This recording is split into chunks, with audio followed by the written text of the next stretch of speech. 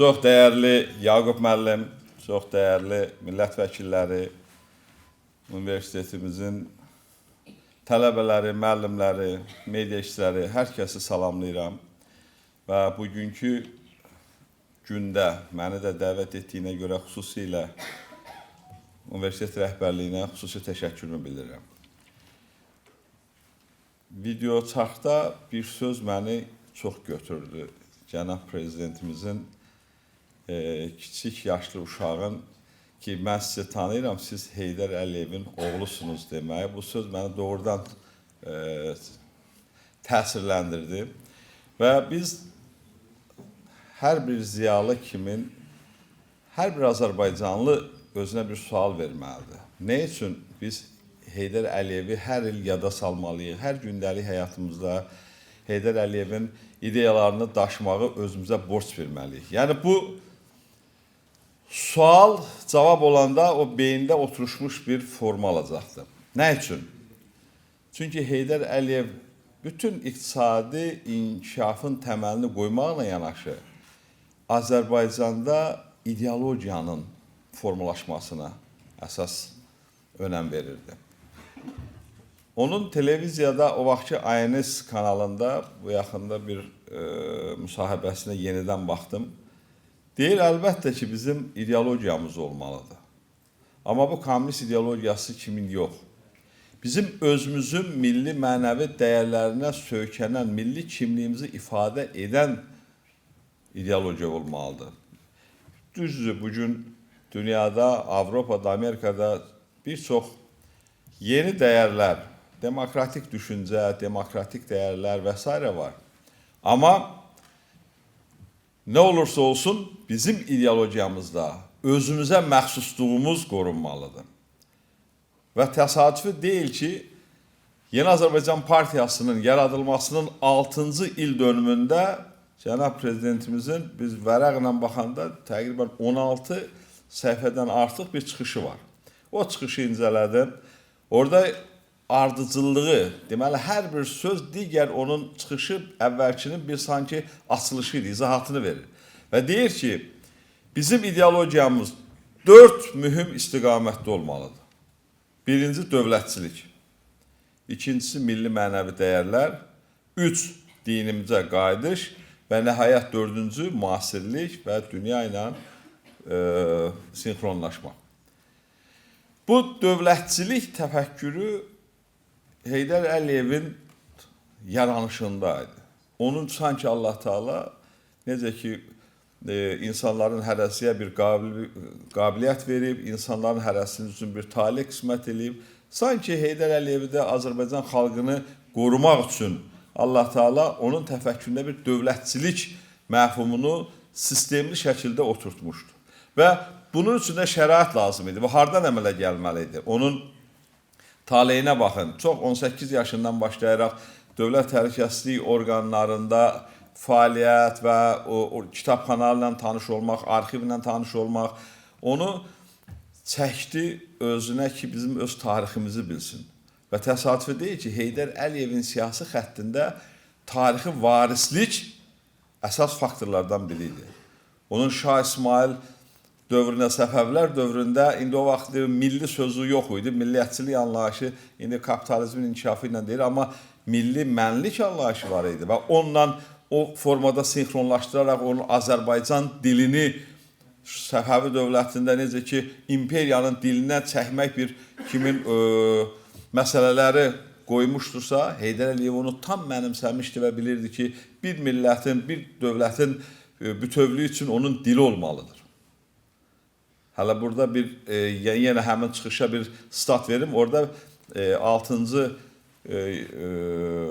yubileyimizdə orada bir sözü deyir. İndi çoxları deyir, Rus dilində danışır. Bir deyir, mən Azərbaycanlı, Rus dilli Azərbaycanlıyam, filan, özdə və filan sözünə deyir. Bu məsələlər olmamalıdır. Siz kim olursa olsun öz dilinizi mükəmməl bilməlisiniz. O biri dillərdə təbii ki, bilməyə ehtiyac var. Amma yəni Heydər Əliyevin məfkurəsində Səfəvidə Şah İsmail Xətaidən bu tərəfə gələn Azərbaycan dilinə sevginin o tarixi varisliyini Heydər Əliyev qorumuşdu. İkinci, onun xalq cümhuriyyəti dövrünü biz Sovetlər burada əyləşən müəllimlərimizin əksəriyyəti tələbələrimiz bilməyə bilər. Biz oxuduğumuz dövrdə tarix dərsində xalq cümhuriyyəti haqqında nəsə deyirdilərmi? Bircə kəlmə, yəni sanki Azərbaycan xalqının bir düşməni obrazında bir cümlə ilə bizə deyir. Elə deyilmi? Mən belə oxumuşdum. Bir cümlə ilə. Tarix haqqında məlumatımız yox idi.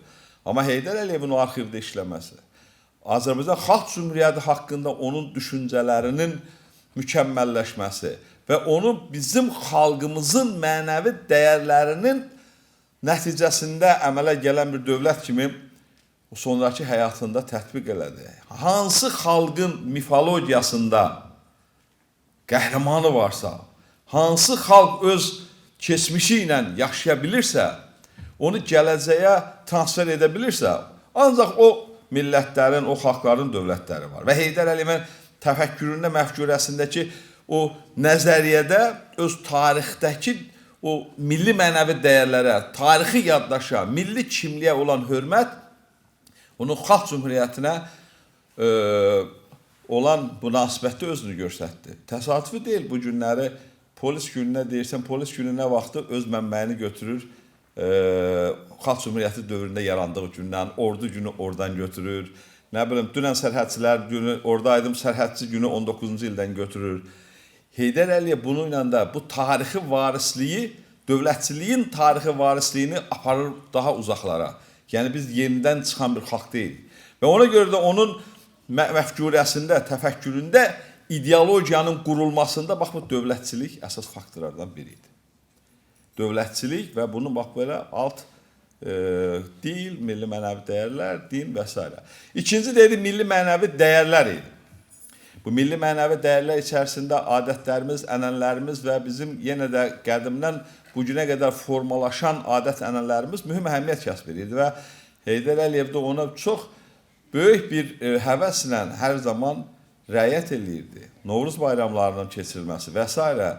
və o xalqımızın o el-obanın bayramlarında, nə bilim, yumurta döyüşdürmək falan, bunların hamısında iştirakçısı olmuşdu.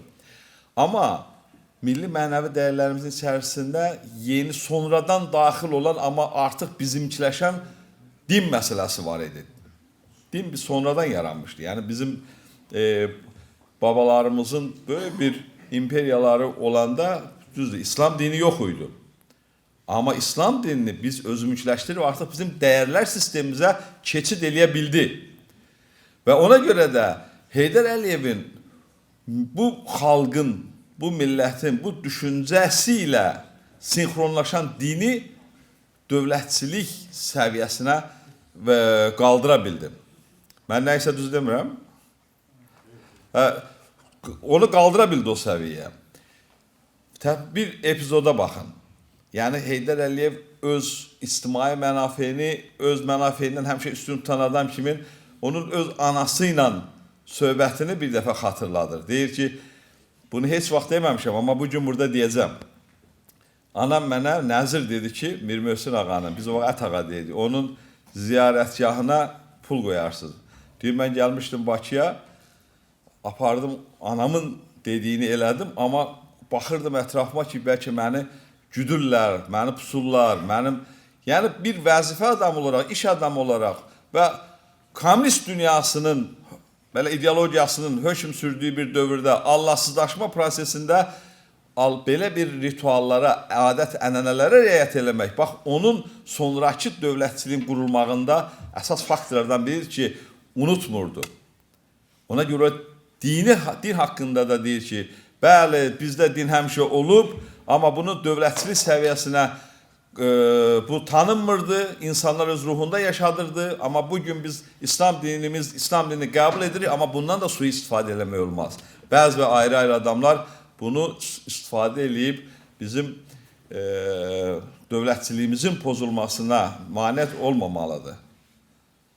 Və nəhayət dördüncü məsələ ümummilli liderin yeni dünyada baş verən yeniliklərlə Azərbaycanda olan hadisələrin sinxronlaşdırıb yeni bir məhsul kimi ortaya çıxarılması idi. Bunun bayaqları çox dəyərli Yaqub müəllim söylədi, tələbələrin o vaxt xaricə göndərilməsi məsələsi.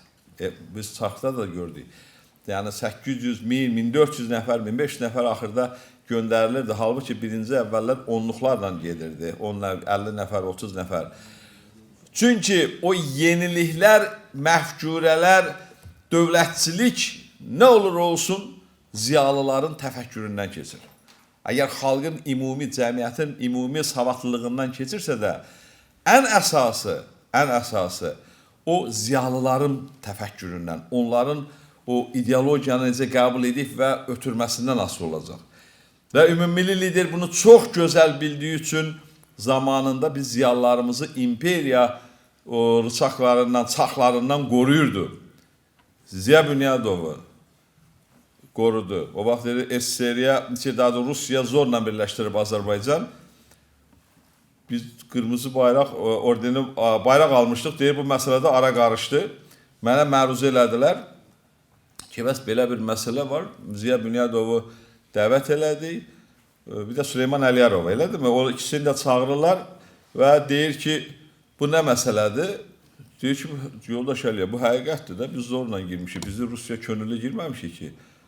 Deyir, subut eləyin, bunlar da tarixi gətirib qoyurlar ortalığa. Heydər Əliyev indi bir yandan qorumalıdır.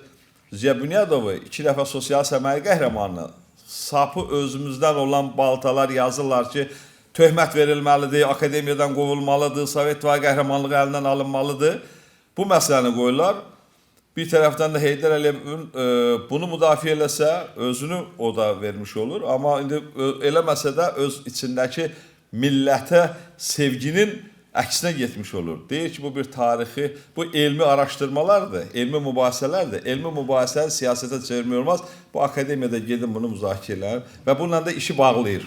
Baxın, o milli dövlətçilik, o təfəkkürü qorumaq üçün ziyalıları qoruyurdu. O cümlədən Xəlil Rza Ulutürkü, o cümlədən Bəxtiyar Vahabzadəni və s. və ilaxırə. Və təsadüfi deyil ki, hələ KKB-də işləyədi. O vaxt dövlət təhlükəsizlik orqanlarında işlədiyi dövrdə 59-cu ildə Naxçıvanın Ermənistana verilmək məsələsində Abbas Zamanovun alovlu çıxışı tribunadan böyük bir reaksiya doğurdu ki, Naxçıvan artıq sənət qol çəkilməliymiş Naxçıvana Ermənistana verilməsi məsələsini qaldıran Abbas Zamanov'u Komünist Partiyasından çıxardılmasına baxmayaraq 4 dəfə iclasdan sonra Heydər Əliyev onunla danışıqlardan sonra 61-ci ildə onu qəbul edirlər partiyaya və sonradan birbaşa Heydər Əliyevin nəzarəti altında fəaliyyət göstərir. Belə deyək ki, o vaxt KKB-nin nəzarəti altında onun kandidat çıxışı, namizədli işini doktor çıxışı kimi götürdülər. Birbaşa da namizəd olmadı, birbaşa elmlər doktoru oldu. Və bütün dünyadakı Azərbaycanlılarla onun yazışmasını dövlət təhlükəsizlik orqanlarından kənarda yazışmağa icazə verildi, kitab alıb verməyə. Bax, bu idi Heydər Əliyev ki, bugünkü Azərbaycanı qurmaq üçün onun tarixə, öz ziyalısına, öz millətinə olan sevgisidir. Ya burada çox danışmaq olar. Mən bilirəm ki, məruzəçilərimiz var, amma ən böyük şah əsərlərindən də biri onun, bəli, Cənab Prezidentimiz İlham Əliyevi yetişdirməsi idi. Baxıram, Naxçıvan Asqadına Hərbi Məktəbinin açılışı zamanı Cənab Prezidentimiz o vaxt gənc, uşaq yaşında Heydər Əliyevin yanındaydı. Aerokosmik o vaxt konferans keçiriləndə Cənab Prezidentimiz indi onun yanındaydı. Vaqifin məqbərəsində yanındaydı. Bilirsiniz, bu yaddaş məsələsi, bax o yaddaşlar, o tarixi yaddaşlar İlham Əliyevin beynində bir Azərbaycanın tarixi, dünəni, bugünü və gələcəyinə bir hədəflər formalaşdırıb. Və biz də ona görə hər gün, hər saat Heydər Əliyevi ona görə xatırlamalıyıq ki, bizim də beynimizdə bax o formalaşsın. Çünki dövlətçilik cəmiyyətə arxalanır. Cəmiyyət fərdlərdən ibarətdir. Hər bir fərdin inkişafı, hər bir fərdin təfəkkürü dövlətimizin güclü olunmasıdır. Tək Cənab Prezidentimizin gücü ilə biz sona qədər gedə bilmərik. Axı onun arxasında bir güc olmalıdır. O güc bizim təhsilimizdən keçir. O gücümüzün əməli fəaliyyətimizdən keçir. yaxşı müəllimliyimizdən keçir, yaxşı dərs oxumağımızdan keçir, yaxşı qanunlar qəbul etməyimizdən keçir. Və ona görə də mən düşünürəm ki, bugünkü günün fəlsəfəsinin mahiyyətini anaraq biz hər birimiz öz həyatımızda, öz düşüncəmizdə o bir qarın çörəyi Azərbaycanı satanlar kimi var oturublar xaricdə, onlara lənət oxumaqla Azərbaycanın gələcəyini qurmalıyıq. O gələcək də, yenə deyirəm, bir işıqlı yoldan, Heydər Əliyev yolundan keçir. Hər kəsin bu yolun daima öyrənməyə, nə qədər öyrənsə az olacaqdır. Hər gün az olacaqdır. Çünki bir materialı oxuyursan, Heydər Əliyevin dediyi sözü oxuyursan, bir aydan sonra onu oxuyanda yeni bir çalar qazanırsan. Bu ilahə bir qüvvənin bizə verdiyi ərmağanı, bu şəxsiyyəti hər gün öyrənməliyik. Hər kəsi Azərbaycan dövlətinə, sədaqətlə xidmət etməyə, bu xidmətin də Heydər Əliyev yolundan, onun ideologiyasından keçdiyini unutmamağa dəvət edirəm. Səbirlə də qulaq asdığınız üçün ayrıca təşəkkür edirəm.